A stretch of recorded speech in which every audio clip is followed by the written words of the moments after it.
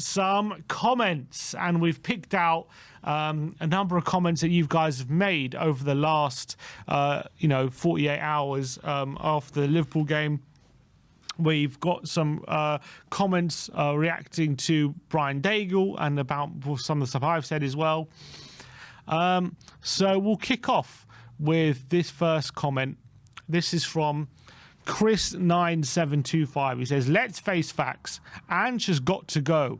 Old boy fans are getting sentimental about him, but it's a joke. The man is not going to change. He says he isn't, and he is a farmer, and in the big boys league, he's out of his depth. Let's get a reality check, sack Ange, and move on with a proper big league manager who knows how to set up a balanced team and is tactically smart." Got to go. I mean, look, for me, I've said it all along.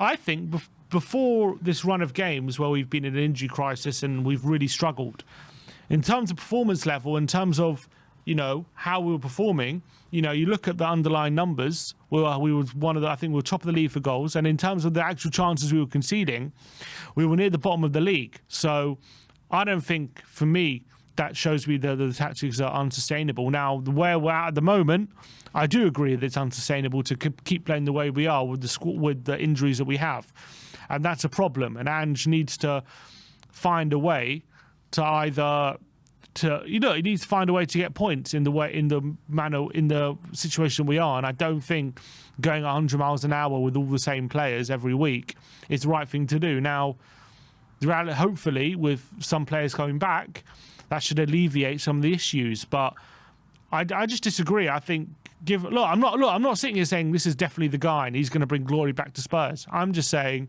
I'm willing to go ride through this storm and see what comes out the other side and see how we do during the season, because the way we play, there's no reason we can't be a good cup team. There's no reason we can't blow teams away in cup competitions, and because the way we play when we're on our day and we're on our game.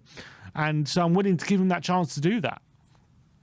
Yeah, I mean, I think a lot of the first part that Chris has said, we've discussed throughout this stream. I'm going to touch on something you said, then I'm just going to talk a little bit about the last part, the bottom part that Chris has mentioned.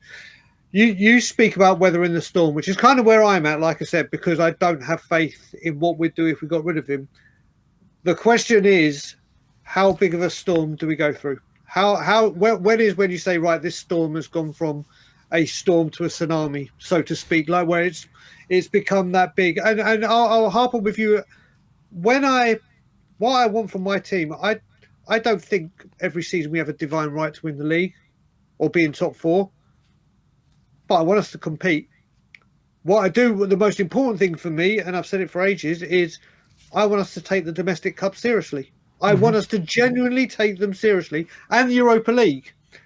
And by hook or by crook, we're in a semi-final. And he's doing that. He is doing that, isn't he? He's got there, yeah. It's getting to the semi-final. It's great. It's getting to the final. What I'm saying, he's taking it seriously, is my point. Oh, no, he is taking, I mean, when you saw the Man U lineup compared to our lineup, yes, we're down to bare bones, so you could say, oh, well, he has to pick that team. But he has taken the cups seriously, unlike previous managers, and I can bring Pochettino into that as well. We're in a semi-final. It's about getting to that final. I look at it. I am an old school fan, like Chris said, the old boy fans. I've been supporting them since I was born in '79, but religiously watching them since '88. If someone had said to me in 1991, and to a lot of the people that are watching right now and will watch later, in 1991, when we're the first team to win the FA Cup 8 times, if someone said to you, you're not going to be in another final for 34 years, I think not even Spurs fans, football fans around the country, around the world would say Tottenham will be in a final way, but it's Tottenham's cup. It's I want to see us regularly competing. And if you see us regularly competing and regularly getting to semi-finals or regularly knocking on that top four, you'll hear Spurs fans being delighted. It's like, yeah, okay, we're just not there at the moment. But getting to the bottom part of what Chris was saying, sorry, I digress, Chris. This is the big problem is when we say a proper big league manager, is how do you categorize a big league manager? Because we're not going to get the Nagelsmanns, we're not going to get like the players, the managers in that bracket. they just won't come. Whether it be they want to bring their coaching staff and the ownership say no, or they just don't want to come because they've seen what's going on. I think we're looking at that middle bracket now. Like, would you even say Thomas Frank and all those Iriola are a middle bracket? But we're looking at going fishing in the pool smaller than us, not in the same league as us, so to speak. I honestly think, and I'm being genuinely serious when I say this, I think if we did sack Andrew, we went for Thomas Frank, I don't know if he'd come to us. I go back in the day when Martin O'Neill was manager of Leicester, and there was a big club that wanted him after they got sacked. I think it was even us when we sacked Graham, or no, it might not have been Graham. Whoever it was, and he was like, "No, I'm staying at Leicester. The fans love me. The owners love me. Everything's going well." I don't see us breaking the bank to get a big time manager in, and I don't think we can attract one right now. It's who do you attract to come here? Should Spurs pull the trigger on Ange? I just don't see who's available that would come here. Yeah, I just think let's just wait and see where we are at the end of the season. And look, I think doing it at the end of the season anyway, if you are going to pull the trigger, is a better time to do it than mid-season, in my opinion, anyway. Because I don't think there's any. I don't think bringing a manager in right now in this injury crisis is going to recover the situation. Mark Kumo says, I find the criticism of recent transfers a bit weird. We've got so many players out who have been stuck in the club for years. Werner is questionable, but is filling a gap until Jan Min-hyuk arrives and Odegaard returns. Besides that, we signed Solanke, Maddison, Johnson, Berg, Van Moor, Gray, Van de Ven, Dragic and Vicario. All have bags of potential. What would you say to that comment, Brian? Big up to Marco, wherever you are. I cannot disagree with this strongly enough. I understand where he's saying. Listen, like I said at the beginning, I champion bringing in youngsters through. What about Solanke, Maddison, Van de Ven, Vicario, Johnson? They're not all just teenagers. They're not all just teenagers, but what I'm getting at as well, those names don't strike fear into other football teams. Those teams, if you look at it, listen, I'm a massive fan of Solanke. I think he's going to turn out great. I think he's going to be a great buy. Obviously, no one is going to replace the player he's actually replacing. Obviously, we get a player in like him, and then we don't have the tools to provide him with the goals that he needs. You look at Brennan Johnson. Is he the right player? Does he walk into? Does another team want him? With these players here, you mentioned Moore, Gray, Drogo. These players, I get all of these, but we need some elite players. And I'm not saying every single one of them, they need to be the elite, but we need some genuine quality, some genuine, real deal players. I think Ange agrees, by the way. That's what Ange said in his recent press conference. He said the next signings we make have to be in that little sweet spot where they're a bit more experienced in their 20s, because at the moment that's what the group is lacking. Completely. We have no. You look at it. He's mentioned. Listen, Jan Min-hyuk and Odegaard could turn out to be great. Could in a couple of years, but I don't want to hear anymore. They could be good in a couple of years. I want to say, oh my God, look at this player we just brought in. What a couple of years he's just had. Not he needs 2 years to get there. I want a player that comes in and immediately walks into that first team. Walks in as in on merit. My God, I improved this first team dramatically, or I improved this team immediately. Not in a couple of years, I'm going to improve this team. And that's what we're sorely lacking. Yeah, I think we need a bit more in the group, just a bit more of experience. But I like the fact that we've signed young players, because I think we needed to, because I think we were lacking that for a while. Good young players that we saw a pathway and a future for. But maybe it's, I think at the moment I look at the group and could we do with one or two players, of like maybe even like of Van de Ven's age, or even like of Bentancur's age. But just a bit, in your mid-20s where they're ready to go. I think so, especially in the forward line. We just need another. I think we need more faces in there. Michael FY6UX says Sim is really starting to piss me off.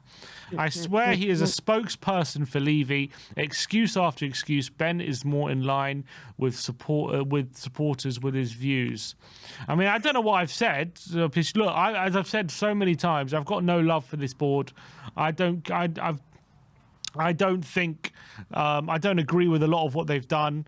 I'm not a fan of the board, to be honest. I think they do things with the balance sheet and the marketing at the forefront, rather than the football club at the forefront of the club, of the bit. Like, they run it as a business and all these kind of things. They don't treat football as the utmost priority, and I completely agree with all of that. My only point is, the only way, if they're going to treat it like they are, right, which, look, I've accepted at this point, it's been 20 years, they're not going to change, right? I don't see Tottenham or under Levy changing, right, the way they're going about things. So the only way that we're going to have a shot of catching up to teams acting in that way is by basically having very, very smart recruitment and gambling on young players and trying to catch up in that way, essentially, because we're not going to do it by outspending or spending the money required to catch up in that in that way. We're not going to spend the money, which is going to take hundreds of millions of pounds to catch up by spending. If we're not going to do that, then the only way to do it is by investing in youth, buying young players, and buying on potential and hoping they grow into being special players. And that's what we're trying to do. And I can accept that if that's the route you're going down, but just stick to it and don't abandon it midway through when things start to look like they're going wrong, because that's what a lot of people say. So for me, that's all I've said. If you're going to do that, then do it and stick to it and fully go into that, right? And go into that way of doing it. And I'll go with it. But they were doing a halfway house under Mourinho and Conte, where they're acting like a big club but weren't spending the money required to doing it, and also not investing in youth. So once it all fell flat, we were in an absolute mess. So I hated that, right? But now what we're doing is, we've got a manager who's playing attacking football, giving him young players to work with and grow and hopefully help them develop into good players. And that's the only way we've got. I'm not saying it's guaranteed to work. I'm not saying what they're doing is definitely going to work. But I'm saying the way with the club is run, that's the best shot of working, in my opinion. So that's the way they're going it. So I'm willing to go with that. And I'm not saying I'm happy with where we are, but that's all I'm saying. That's the only way we're going to have a shot of catching up with them, is if we do it this way, and it's going to take time. What you don't spend in money, you have to invest in time, and that's all we have. That's the only way I'm saying. That's all I'm saying. What I'll say to this, Simon, is I think I speak for myself when I say this. I can't speak for other Spurs fans. If we were going down Project Youth, and this was the way, and Spurs said, right, listen, next couple of years, we are playing the youngsters. We are bleeding them through. We are playing them. They will get regular game time, and there may be a few bumps in the road, but we are doing this and we're sticking to this. And then we saw your Archie Grays, your Bergvals, your Moores, your Lankshire's, your so on and so on, getting regular game time. You'd be like, okay, I understand what we're doing here. We've said we're going Project Youth. We're going to bleed these youngsters through. We're going to play them constantly, give them the experience. Then you'd understand it. But we don't. We go half-hearted at it and play them out of position and whatever. But the biggest thing I have with this is, and I always use Liverpool here, and I'm not going to use the Coutinho, Van Dijk, Alisson. There's a very popular North American term used here in sports where they say you're either rebuilding or you're reloading. Now, we are constantly rebuilding. Liverpool, and I'm going to use the example of their front line, when they had Firmino, Salah, Mane, rather than rebuilding, they bring in a Nunes, a Jota, a Diaz, a Gakpo. They are regularly reloading and bringing in pure quality around that team. So they can rotate, they can do it. Other teams do it where there's genuine quality, where they strengthen at a position of strength. They don't strengthen at a position of weakness. We are constantly rebuilding. I can't remember the last player that we reloaded. And I'll ask that question of you, and for people to put in the comments. I can't remember the last time Tottenham Hotspur had a player of a high standard that we had when he said we reloaded. We didn't rebuild and go, right, this one is going to be the one for the next couple of years. I can't remember the last time Tottenham started reloading. We're constantly rebuilding. I don't disagree with any of that, and I agree. The way we've managed the footballing side over the last however long has been horrendous. I'm not saying any of that. I'm just saying I'm willing to go with the young players that we're going with at the moment, because I understand and I've accepted. Not accepted, but I've given up trying to change the fact that we're not going to spend the money, right? That we need. So that's my only point. That's why I'm not angry that we're buying all the young players, because that's the only way we're going to do it is by buying these young players. Even people like Van der Ven, like they're young, but like they're not even that experienced. He only had one season in the Bundesliga. Even at Vicario, he was only number one at Empoli in the Serie A for a couple of years before we signed him. So even him, he's not even that experienced. So even a Doggy as well, it's the second season in the Prem. Sarr, see, these are like, we look at Doggy and Sarr and they're like big parts of our teams, and they're not even that experienced. So it's all going to take time. That's what I'm saying. And what you don't spend in money, you have to invest in time. And that's kind of what I think we're trying to do. And you know, if that's what we're trying to do, then do it. That's all I'm saying. And you know, I'm not saying it's the right thing, huh? I personally think people would invest in time if this club said, right, Project Youth is the way we're going, and you're going to see these players constantly. Then it'll be like, right, okay, I understand it. There's a pathway. There's an understanding. There's a vision, but there isn't, and that's why I think people get, like you said, I agree with you to some extent with, if you're not going to invest in money, invest in time. But then the club should relay that. They're like, listen, we're going through a sticky patch. We are going to play these youth players. We do have all the faith in them. They need to get the experience. Bear with us. We're going to try and add a couple of quality additions here and there. But for the next couple of seasons, it's going to be a slow burner whilst we integrate this youth. Then I think a lot more Spurs fans are more acceptant and understand that this is what we're doing. But we don't do this. We don't communicate. We don't plan. All right. Next one we're going to look at is Nicola Polito 86. It says, I think it was in response to me saying, why is everyone losing their minds over the game?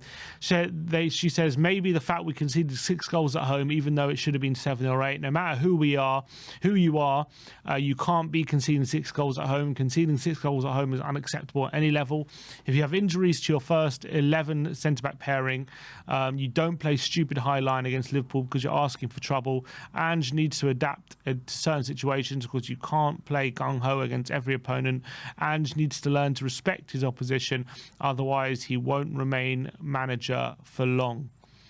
Look, I don't disagree in terms of if we're looking at getting the result in that game, playing the way we did was never going to work. I don't think, to be honest, any way of playing though. I don't think Look, the people thinking, okay, we're going to play low block, right? And we're going to ask Gray and Dragoshin to defend in a low block, and we're going to win that way. Like, we're not going to win that way. And also, if you actually look at the first 2 goals we conceded, it wasn't because we were gung-ho. It wasn't because we were too attacking. Look at the positions of our players when we conceded our first 2 goals. Trent had space on the right hand side, right, to cross it, but it wasn't because Son and Spence were caught up the pitch. That wasn't why he had space. They were there, but they didn't get no close to him. They didn't. In fact, you could argue it's because they weren't being more aggressive against him is why. And as well, Gray and Dragoshin were in the box, right? And they were there in a good position. It wasn't because they were playing a high line that Diaz beat them in the air. He just got the run on them, and it was a quality ball from Trent. But it was nothing to do with Tottenham playing a high line. You look at the second goal. Again, we had players in the box, but Gray just got bullied by Szoboszlai. You think if we play a low block and we're inviting even more pressure onto us, we're inviting even more crosses, there's not even a more likelihood that happens against Gray? Like, I just don't think it was because of our high line that we got battered on Sunday. All I will say is this, and I do agree with Nicola on this, and Nicola's a great supporter of a lot of channels, so big up to Nicola. What I would say is, when it comes to the Liverpool game, the second half, if you had the option, would you have liked to have seen Spurs drop deeper to stop everything happening? I think the answer is yes. Yeah, but we're losing 3-1. No, at that point it was 4-1. We're 3-1 at half time, but I'm saying when at the end of the second half, yes, we were trying to get the goals back, but the game was done. We all knew we weren't going to come Right, back. but so you're saying at 4-1 we should drop deeper. That's what you're no, saying. I'm saying forget the scoreline. What I'm saying is when you see them just playing one ball over the top all the time, at any point, would you not like to see a manager say, do you know what? This is a little bit too easy. But my point is, in the first 2 goals we were deeper, and they scored 2 goals. First, listen, for me, the first goal, before we go any further, forget the header. Spurs are a major fault because as soon as Trent Alexander gets the football, Trent Alexander-Arnold, who is known up and down the Premier League, around the world, for his excellent delivery, he is like a quarterback with that right foot of his. Yeah. He should never, ever, ever, ever have that time and space. You could have had Van de Ven and Romero. My point is, Son and Spencer were not ahead of him; they were behind him. They were not caught up the pitch. It wasn't because we were gung ho is why he had space. Is my point. No, Simeon, that part I completely agree with you. Where I'm talking about is I think I want to see some flexibility, and like Nicola said, some respect for the opposition and realise what they're. And like you said again, the high line. Like you said, I agree with what you're saying with the first 2 goals. But you can't keep doing this game in, game out when we're playing that kind of quality. My point is we weren't playing that high line for the first bit of the game. That's not why we got caught out. We probably I think we went more aggressive after we conceded 2 goals, and then we got a goal back, and then we tried to basically get back in the game. And yeah, probably we should have seen it out till half time instead of going gung ho for that last 5 minutes, which we did. I'll concede that, which is why we conceded a third, right? And then 3-1 at half time, we're like, second half, we're going to go for it. We conceded 4 and 5, right? But then we also scored 2, and that probably doesn't happen if we just drop back. But I don't think once we went 3-1, I don't think Andrew's ever going to just drop back and just do damage limitation. He's just going to try and get back in the game and go for it. And look, how many times under Conte, right, did we say if when we're losing, I'd rather go for it and lose 2 and 3-0 than just sit back and lose 1-0 and not even try and have a go. And that's what he did. And we did get 2 goals. We end up getting battered. I'm not saying that we defended well. It wasn't a shit show. It was. But my point is, I don't think it was because the fact we went gung ho is why we lost in general. It was why we lost so badly. Don't get me wrong. Yeah, I completely agree with that. Yep. Why we lost 6-3 is because we went gung ho, but why we were 2-0 down is not because we were gung ho. No, that I agree. That I agree. This is the thing. It's like literally we're at a point now where every single goal we blame the high line, which it isn't. You can look at a lot of goals where it is the problem, but this game, the first 2, I agree with you. But the main part I'm getting from Nicola as well is we do need to pay a bit more respect to other teams. But like you said, mate, maybe that's just because I want to see a bit of variation. Maybe that's the selfish part of me. What I'm seeing and the way I see things as opposed to the way things should be or whatever. We like. I think you and I agree in a large part on this and disagree in small part.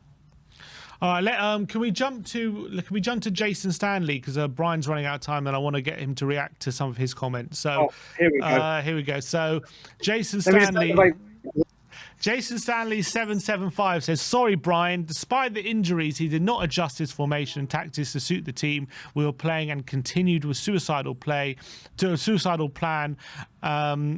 A plan only approach, and we got easily ripped apart as we have with full teams fit to it's not making much sense. This a fit to lot on Ange. All commentators saying that too. Pardew said, if I'm a defender at Spurs, I'm telling Ange I'm not playing. I don't know what you said in your post-match interview that contradicted that. He said we had suicidal tactics on the day and we were ripped apart. And he said, sorry, Brian. Did you could say something that contradicted that? Do you know what?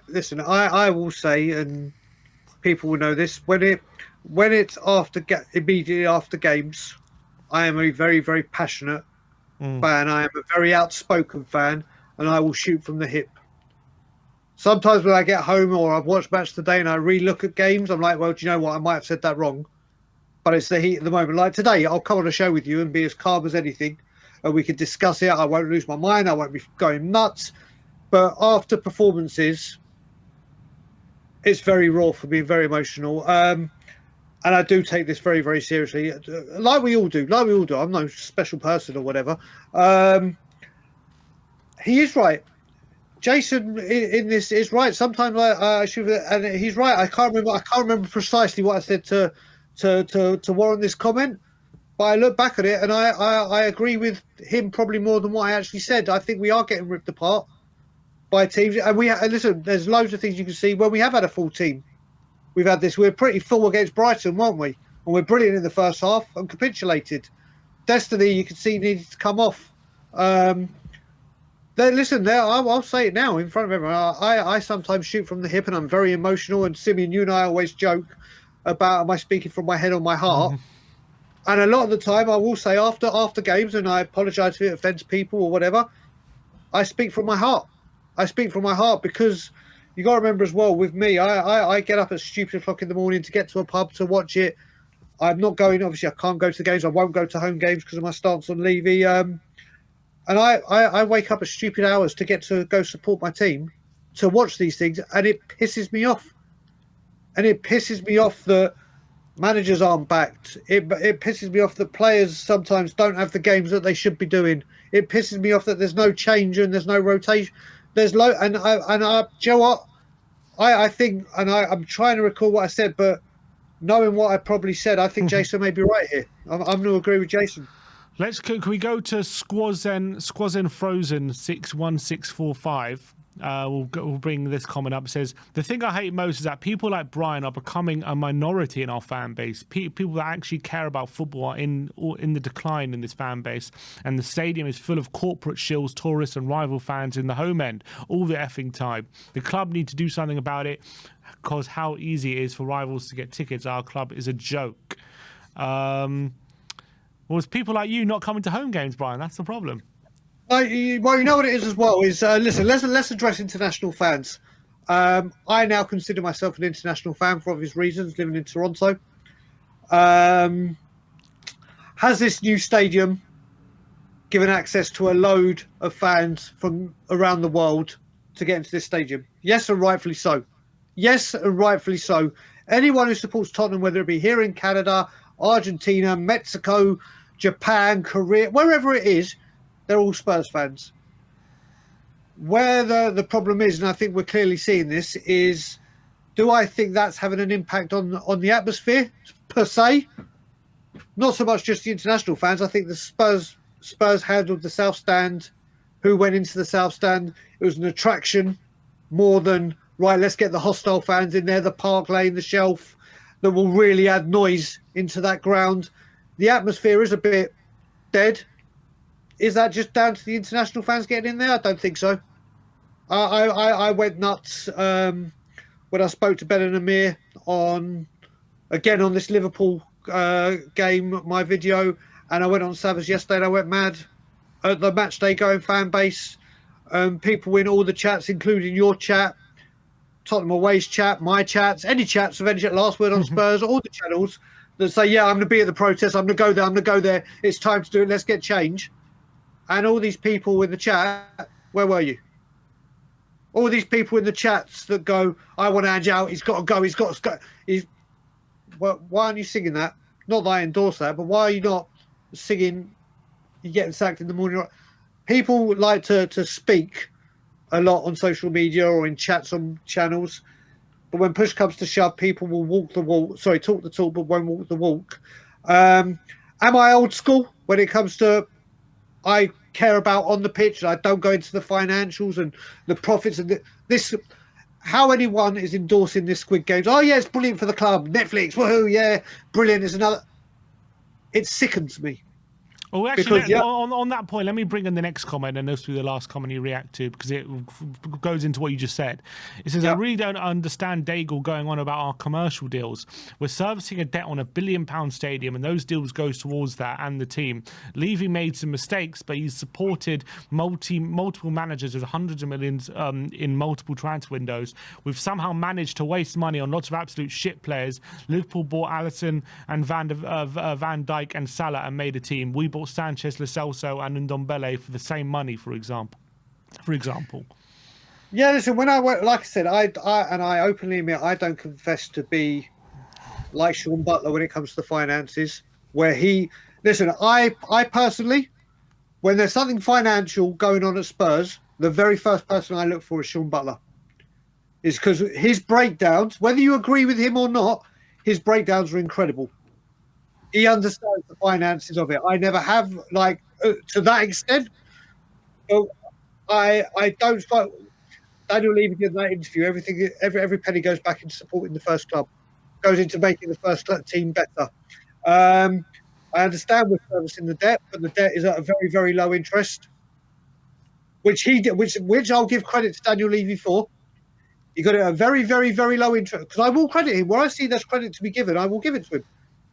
Getting that done over a very, very low interest rate over years so it can improve the spending on Spurs, well, that hasn't happened.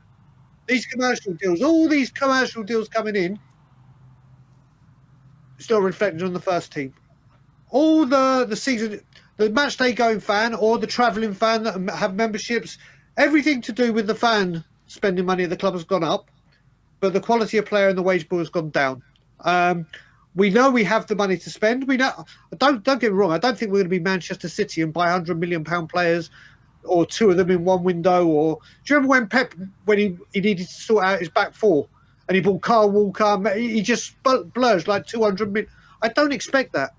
I don't expect. People seem to think. People like me think that the answer to this is go out and buy £250 million players and everything's done. No, I understand that's not it. But you can't. They tried to use COVID. Everyone had COVID. We're 5 years out of COVID now. We're 5 years into this stadium. This stadium has been churning money for 5 years. Events, concerts, F1, Go-Kart. It just goes on and on and on. And we keep getting told, wait for a couple of years and then we'll go. Well, I heard that 4 years ago. But then 4 years ago, I was told, wait 2 years ago. Wait until two.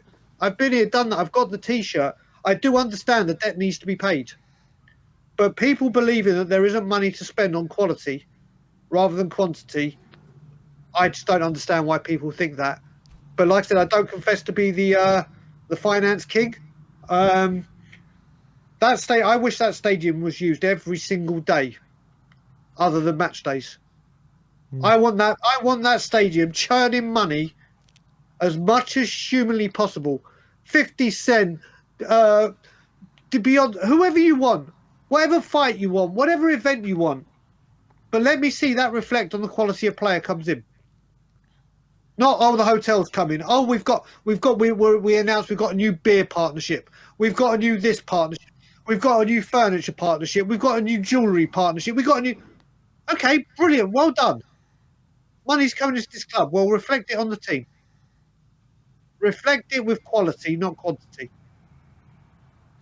All right, Brian, appreciate your time as always. That's all we got time for. I know you got to go, so appreciate you coming.